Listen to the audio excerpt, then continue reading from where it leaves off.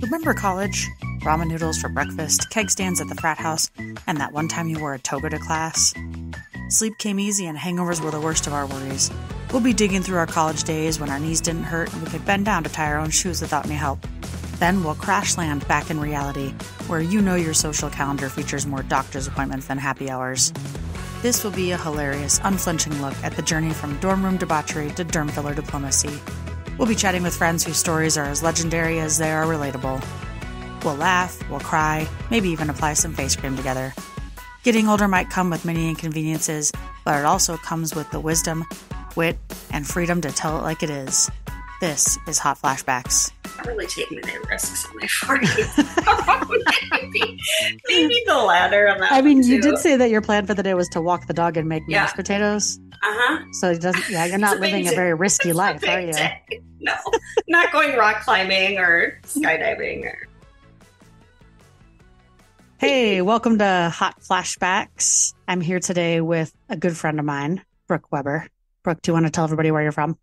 Hello, world. I'm from Wisconsin originally. I currently reside in Chicago, Illinois. I like that you said whole world because, like, I'm not sure anybody outside of my state is going to listen to this, but I appreciate that. Someday. Exactly. Okay, so you and I had chatted recently about what it's like to age and realize at some point that you need to be taken care of, or you will need to be taken care of, right? This idea that, yeah. And this is one of those situations where I know I didn't think of it as a young person, that someday I may need help. And this has just come up because I have a few friends at work who are currently going through the process of taking care of their parents, whether they need assistance or as they are dying, lots of visits to the hospital, taking them to rehab. And it got me thinking that one of the reasons to have children is potentially that they, in theory, will take care of you when you are grown. So I wanted to talk to you because I think you have some interesting perspective on what it's like to age and also be single as you are right now. And I just thought it'd be cool to hear your thoughts on aging and being single and sort of forecasting about the future and what that looks like or feels like for you. Yeah. I'm so interested in this topic because I'll say it's something that, differently from you, I have actually thought about it for a long time because I knew pretty early on that I didn't want kids.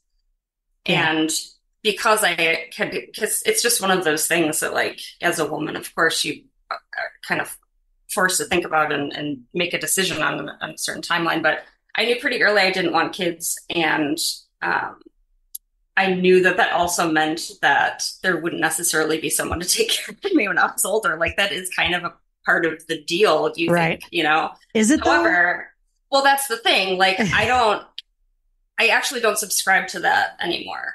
I mean, I kind of, like, that's kind of the default thought, I think, but I don't know. Especially in situations where the relationship with the parent is really fraught. Yeah. It becomes like, how obligated are you to take care of someone who, like, in worst case scenario, someone who abused you, or, it gets really kind of gray. So. Yeah. And I think that when I think about it, there's always it's two-sided for me. One is the fear that that your children won't want to take care of you or take care of you in the way that maybe you expect to be taken care of.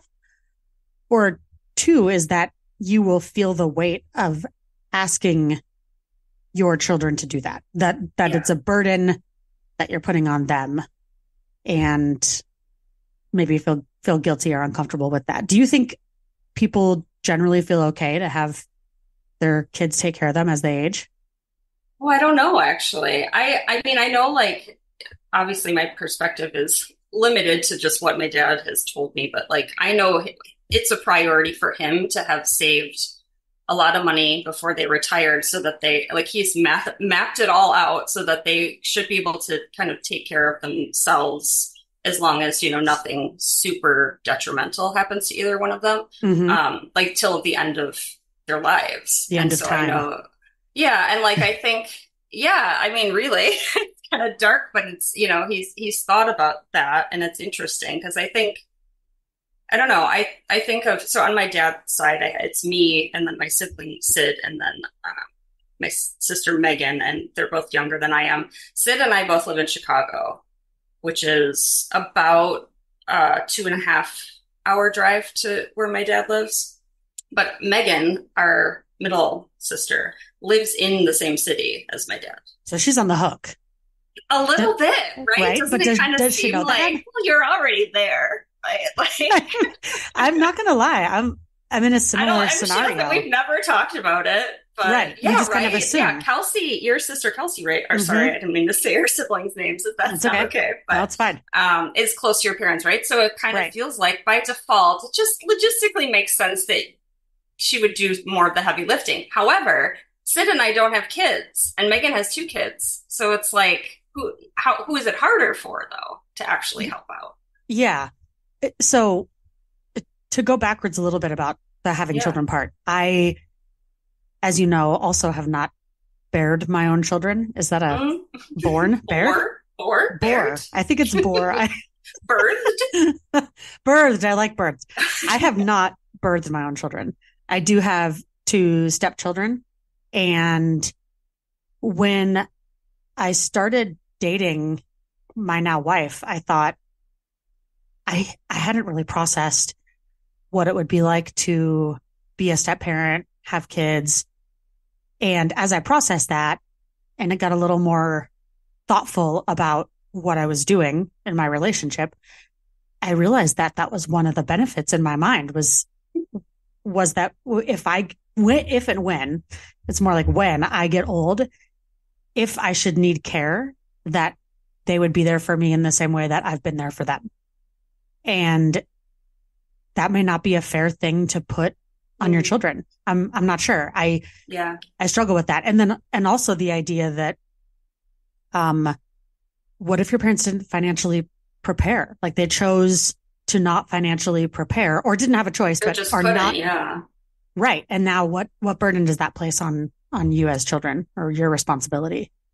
And, and to bring this back to being younger, I think I also take into account the things that my parents did for me at a younger age. So I feel like if my parents had paid for my college and got me a car and were really involved in my early adult life in that way, assuming I needed that, that I would feel a responsibility to repay that Mm. in some way. I don't know. I think that's normal, right? To feel kind of that responsibility. It's, I guess, a question of like, how much is that? How much of that is just a cultural thing? And I don't mean to say just a cultural thing. Like that's really powerful and important, Sure. the cultural aspects of it. But yeah, I don't know. I mean, even if, I mentioned earlier, like those situations where, there's a kind of an unhealthy relationship with the parent, there's a question mark. But like just generally, even if your parents did take care of you and treat you well, does it mean that you have to take care of them? I don't know. My gut kind of says no, but then I feel like a jerk, right? A little bit. Like I Yeah. I don't mean, know. Like I didn't ask to be born. I didn't ask to to do all of this, and like I don't know. I feel like if and I say this now, but I don't have kids, but if I were a parent, I think my perspective on it would be live your life. You don't owe me anything. Don't ever feel like you know, you have to take care of me. Like go live your dreams and, live your best life and don't feel obligated. But but at the same time, I think it would feel bad if your kid didn't want to take care of you. yeah, Even that's a very, if you don't feel like they're obligated, it would still feel crappy. that's a very noble, thought. And I would say that I probably felt that way before. I think now that I have kids, I You've do earned sort of, it. yeah. You don't even know if I'm a good parent, but I appreciate that you said I that. know that you are. Stop. I appreciate that you said that. I think that in some ways, yeah, I do feel that I've earned it, right? I feel like making all these sacrifices for them. And maybe it's different because I am a step parent. And so maybe Right. then I wonder too. I almost I think like they're more obligated to take care of you because you're right. a step parent. I hope they listen to this. I'm going to tell them, tune in, so you can find out what you're obligated to do. Yeah. Yeah. And I do think that there are thoughts of sacrifice and time and financial commitment. And maybe it is different when you, as you said, have your own child because you recognize I didn't choose, you didn't choose to do this. And this is my choice and my obligation. Whereas I don't know, I could make the argument it was still my choice, right? I didn't have to marry my wife and choose to Yeah. become a stepmother, but I am. And I do in some ways feel like I hope, and maybe that is what it is. I hope. I don't Yeah. necessarily feel that they're obligated to, but I can't promise that I wouldn't be hurt in the future if, Yeah. I dedicated a lot of my life and time and money to them. And then fast forward, I'm 60 and well, I hope that I don't start needing Yeah. actual God, I like hope not. assistance Let's say 85. until I'm 85. Oh God, 85. Let's hope we make it there. 85 feels like certain death when I say it. It's just like I'm Go going to look be at like Jane Fonda and you'll feel better. a carcass of myself. Um, I hope I'm one of those old people that gets kind of skinny because Oh sometimes yeah. that would be that's the You benefit gotta of start smoking cigarettes. I got 85.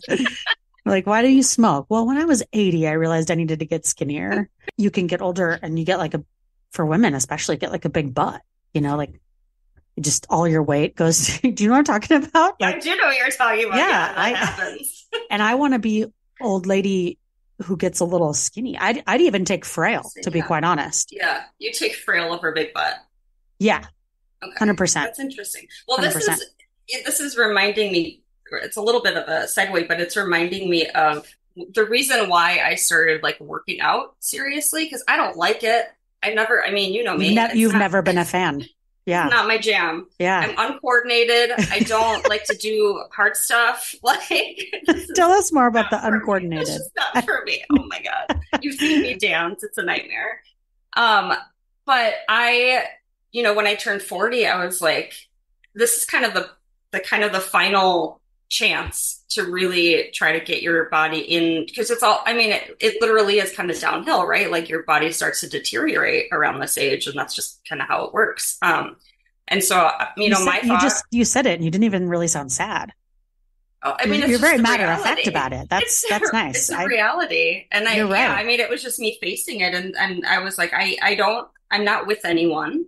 I don't have kids. So there's no guarantee, right, that anybody is going to step in and take care of me or anything. So I started seeing a trainer and like, I want to take care of my bones. That's a big thing. I want to have muscles and be able to lift. And like, if I live in an apartment where I have to walk upstairs, I want to be able to do that and like have a vitality and quality of life when I'm older.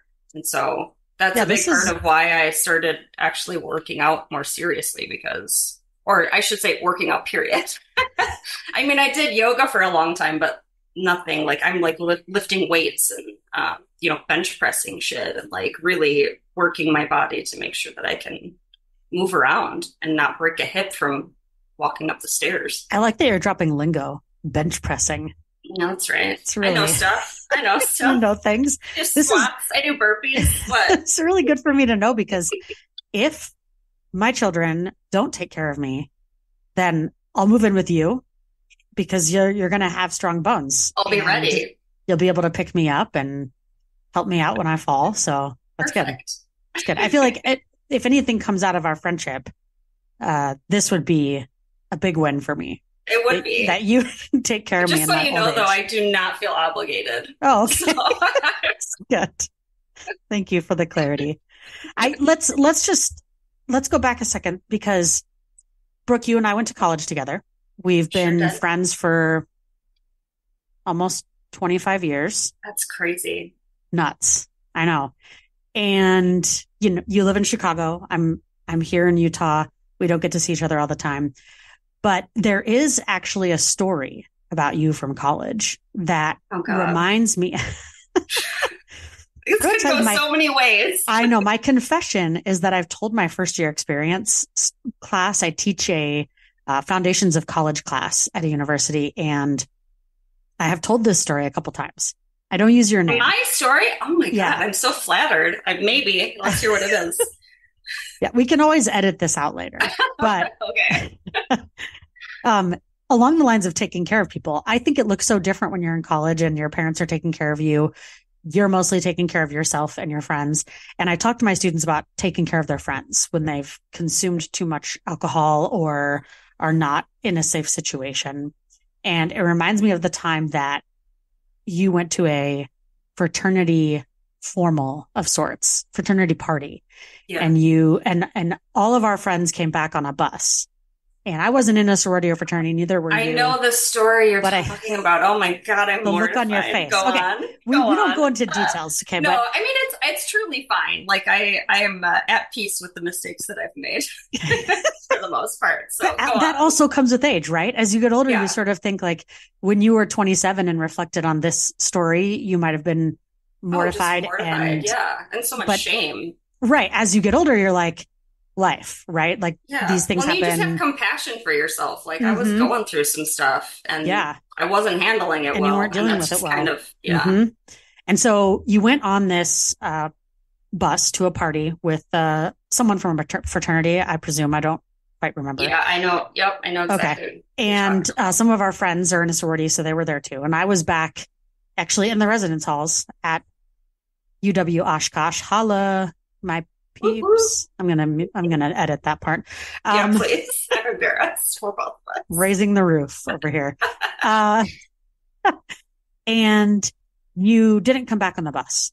And I remember asking folks, oh my God, do you see, these are the things old people say. I just said folks, which is a thing I never would have said when I was 20. Although not to have a total sidebar, but like younger people are saying folks now because it's like a non-gendered word. Yeah. Okay. So I'm hip.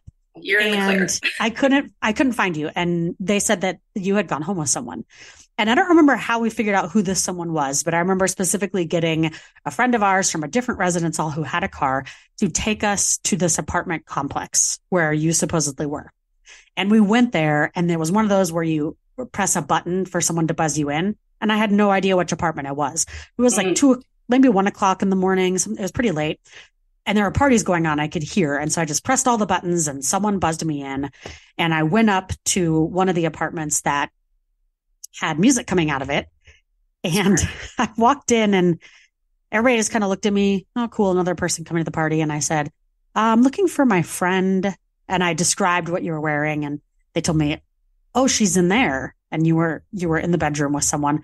And I was very concerned because when our friends returned from the party, they informed me that you were pretty intoxicated. Wasted. Yeah. I was so drunk that night. Yeah. Yeah. And also that you didn't really know this person. I mean, they knew his name, but it wasn't someone I knew. It wasn't someone that I knew. I knew people who knew him. It was just, I didn't know him. It wasn't like our best friend or anything. It was like, to me, some dude. So I go in there and I get you and I tell you to put your shirt on and we're going to leave because I knew that you weren't in a situation that later you would have wanted to be in. And also that you, were not in the right state of mind to be making those decisions. 100%. Yeah. And I share this story with my foundations of, college class or their first year students. Mostly when we talk about taking care of your friends, watching out for people, making sure that you have someone in your group that's sober, that is responsible for situations exactly like this. And so because of that one night, I do feel like you owe me at least a few weeks of elderly care. Over time, it builds interest. And so that's fair. That's fair. And I don't know that I ever even thanked you for it, if I'm being honest. So yeah. All right. Actually, now I take it back. Several months. I'll give you several months. Okay. Thank you. And it's funny that you say you didn't thank me. I don't know if you did or not, but those are the kinds of things you expect your friends to do for you when you're that age, to keep each other safe, to be there for one another and to take care of each other. And so a thank you necessary or not? And so that makes me wonder, as I'm thinking about the future and the things you put into your children, is the Mm, expectation the same, right? That, I don't yeah, need to thank you. As my kids don't thank me every day for taking care of them, but yeah, that when we're both older and they're in a position to take care of me, that they would want to, I think is the hope yeah. I most think people that's the have. hope, right? Well, and Hmm. this makes me think too of like it's just a different. The parent-child dynamic is just so different from any other relationship that you have. Like it's not like a friendship. That's an even level, right? You're You right, because both it's commit voluntary. to taking care of Correct. each other and looking out for each other. Whereas with the kid, they don't have a choice, and like Hmm. obviously they would be lost without you. Like they need you, but Right. it's not like you entered into a contract. They're stuck with wherever they end up. Yeah, And so it's a little like the dynamic's just a little bit different. you're right. That does kind of change the perspective. When you think about aging and being single, how do you picture yourself at 70, 80, 85?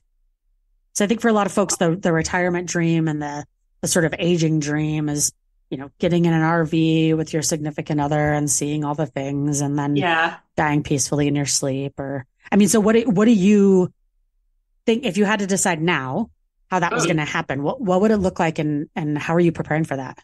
Oh Besides man, I the don't. heavy lifting you're doing, Yeah, right. I'll the still be working powerlifting. out. I'll be working out. Yeah. Doing my squats. I'm pretty open as far as like where my life leads. So like that sounds really fun, like going on a trip with someone, just like getting in the RV and driving across the world.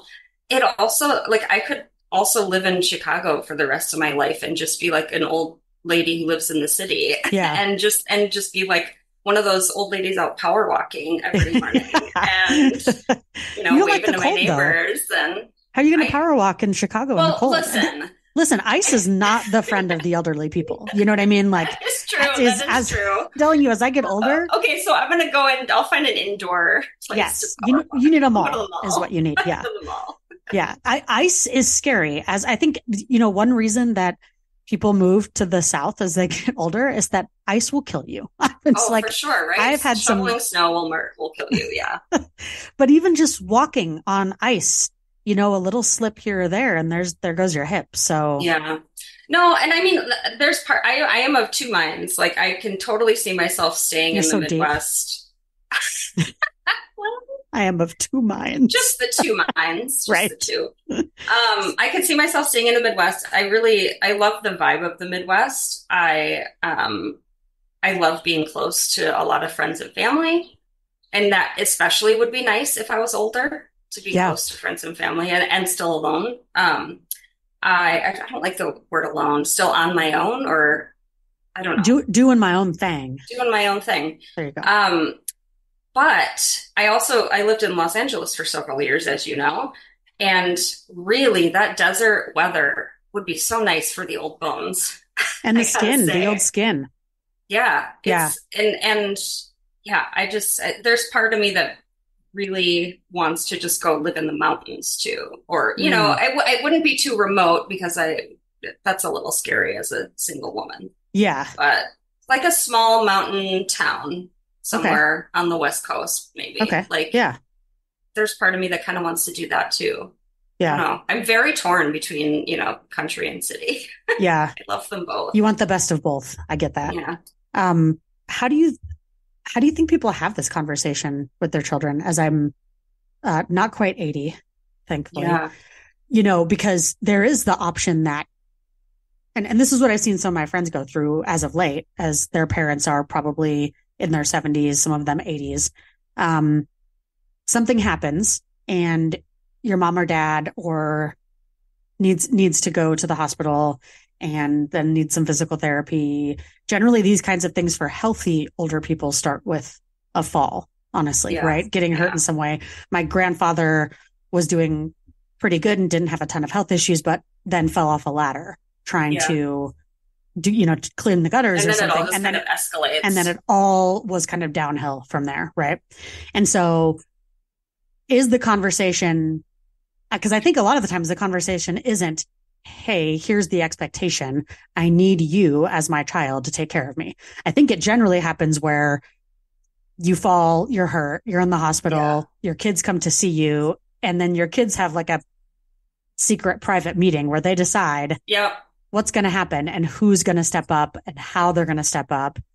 Again, to your point, being local is really helpful. And so one of my sisters lives really close to my parents, and my parents had informed me already that she is the executor of their will because she lives so close to them, I assume, or they like her better. It's possible. Um, it's maybe both, but People, yeah. yeah. And so because of that, I kind of assume that as they have needs, because she is local, she will be helping them with that. And if she needs things, or if they need things that I can help with, or my other sister can help with, that they'll communicate that. I don't know that most people sit down and say, Yeah, I don't think they do. hello, I think son you're and right daughter. that it's like it's like a situation that just like instigates the conversation, and it probably does most often happen between siblings. Mm-hmm.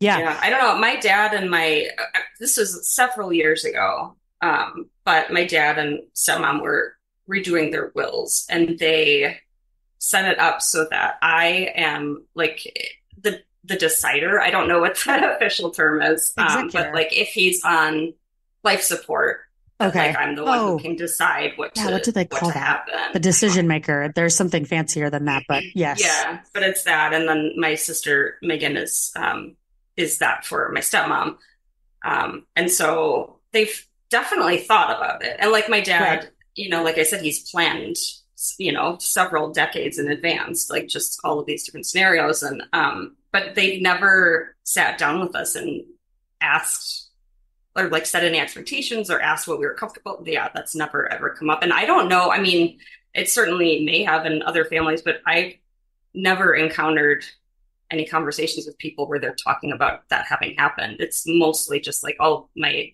mom suddenly, got sick and now I'm taking care of her. Right. And I think if you're an only child, you're definitely on the hook. Yeah. Right, because you're all that they have. Yeah. Well, and this is making me think of I have a friend who she's 35 now, so she's quite a bit younger than us, but she Excuse me? I don't sorry to divulge. I feel very outed to right the audience. now. Quite a bit younger. Quite a Okay. bit. Several years younger than us. But at like 25, both her parents were dying. Yeah. Which is like, I mean, not to like a traumatic experience in and of Sure. itself, but to be that age and she's an only child, it was just she didn't really have a choice. She just had to take care of them. Like they couldn't, I don't know. It's such an interesting thing that she really had to grow up really fast. And at 25, probably not fully prepared to do that. Yeah, not at all. I think part of being middle-aged is realizing that if you're middle-aged, your parents are old age. And no, they were pretty young. Yeah, in theory, you have your life a little bit more settled in middle age. You've figured out how to take care of your own finances. And so then you can maybe help them taking care of their finances. Right. But when something like that happens to you when you're, 25 or 30, 35, that's a lot for a person to take on. Yeah, it's prepared for. I mean, I was friends with her after all of that happened, but it definitely has shaped a lot of who she is. It's interesting. Yeah. That's really sad. I know. This show's not supposed to be sad. I know. I'm sorry. She's a very well-adjusted person, for what it's worth. If I had one of those things, I'd play like a wah wah, like a sad sound. This is the Debbie Downer section of the podcast. Well, I really appreciate your thoughts on this, and I think part of being middle-aged is recognizing that while your body is starting to fall apart and deteriorate, and you have to take care of yourself in new ways, that you also may have family members that you need to take care of. And I think processing through that, it was something that I didn't give a lot of thought to when I was younger, taking care of my parents or better yet, who's going to take care of me, is definitely something I think about now. In wrapping up, we are going to play a little game. I like to call it the then and now throwdown. Okay. I love the game. So think of it as like a would you rather game. It's like, would you rather then or now? So in this game, we like to compare choices or decisions we would have made when we were younger to choice and decisions that we make as we get older. Would you rather land your dream job straight out of college in your 20s or slowly climb the ladder and find your passion in your 40s? Huh. I don't know what my dream job even would have been right out of college. I don't feel like I had any sense of what I wanted to do still when I was done with school. So I think I feel like that's what I did is the ladder. I kind of fumbled around and just kind of gravitated towards what was working for me and what wasn't. And I'm pretty content with where I am now professionally. Yeah. I just kind of like learned what I didn't want. That was the biggest thing in figuring out what to do for a career. It was like, well, I don't want to do that. I don't want to do that. And I try different things and no, that's not it. And, really I had the opportunity, just given kind of the field I work in, to fine tune what I'm really looking for in the organization. So. All right. And finally, if you could go back in time with the knowledge you have now in your 40s or live through your 20s again with the same level of understanding, which would you choose? Would you want to go back with the knowledge you have now, or would you want to go back with the same knowledge you had then? Oh. Because I think. Oh, interesting. Right. There's some carefree spirit to being 20 or 25 and thinking, I don't really know any better. And so then you do things. And I'm wondering if you could take your knowledge now, but be 20. Would you even be fun is the question. Right. Right. I'm pretty fun right now, aren't I? That's true. You are. And you're fun. Wouldn't have you're fun for go 40. Get me out of frat house bedrooms. That's true.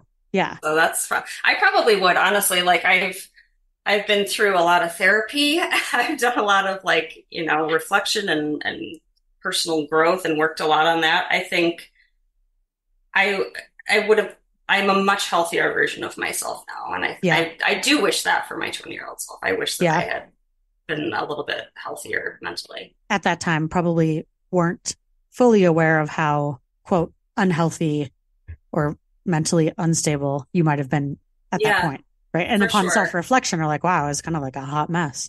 Yeah. Just really, right. Just super. But again, you didn't know that. Ships in such an unhealthy way. Yeah. No, it's I like no idea. Ignorance is bliss, right? Listen, it's really hard to tell if you have a drinking problem in college in Wisconsin, period. Yeah.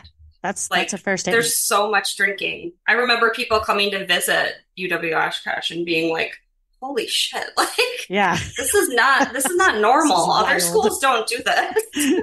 Yeah. It was pretty wild. It was pretty wild. Brooke, thank you so much for being here and being vulnerable and being willing to chat about this with me and thousands of other listeners. And you're not excused from being on this podcast in the future just because you came on once. Okay. Fair enough. Every time I come on the show, though, it takes a week off of your elderly care. The elderly care you promised me? Okay. All right. Well, thanks for being here. Thanks, friend. And thanks for chatting with me. That's Hot Flashbacks. We're out. Thanks for listening to Hot Flashbacks. If you enjoyed it, be sure to follow us on social media and like this episode. Want more content? Smash that follow button wherever you get your podcasts and never miss an episode. Thanks for sharing your ears, friends. I'll catch you on the flip side.